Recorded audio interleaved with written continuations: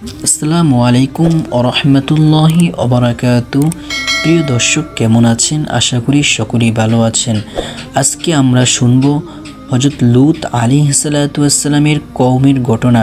প্রিয় দর্শক, মহান আল্লাহ সুবহানাহু ওয়া তাআলা হযরত লূত আলাইহিসসালামকে পাঠিয়েছিলেন সাদুম ও তার আশপাশ এলাকায়।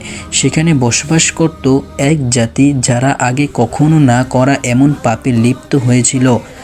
কওমে লূতের লোকেরা পুরুষের সাথে অশ্লীল কাজ করত, প্রকাশ্যে গুনাহ করত, নবীর উপদেশকে উপহাস করত।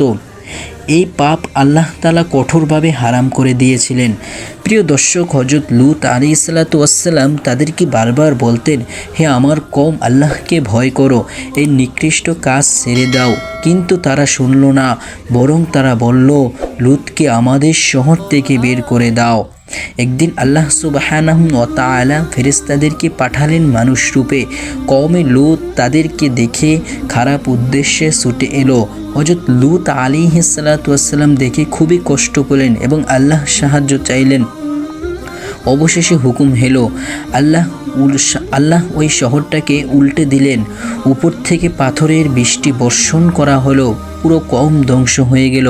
হযরত লূত আলাইহিসসালাম ও তার অনুসারীরা রক্ষা পেল, কিন্তু তার স্ত্রী অবাধ্য হওয়ায় ধ্বংসপ্রাপ্ত হয়েছিল। প্রিয় দর্শক, ভিডিওটা কেমন লেগেছে আশা করি মতামত জানাবেন। প্রিয় দর্শক, আল্লাহ সুবহানাহু ওয়া তাআলার আমরা সম্পূর্ণ হুকুমগুলো পালন করব।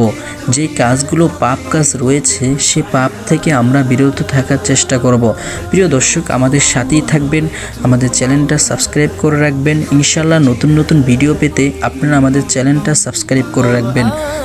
এই বলে বিদায় নিলাম। আসসালামু আলাইকুম ওয়া রাহমাতুল্লাহি ওয়া বারাকাতুহু।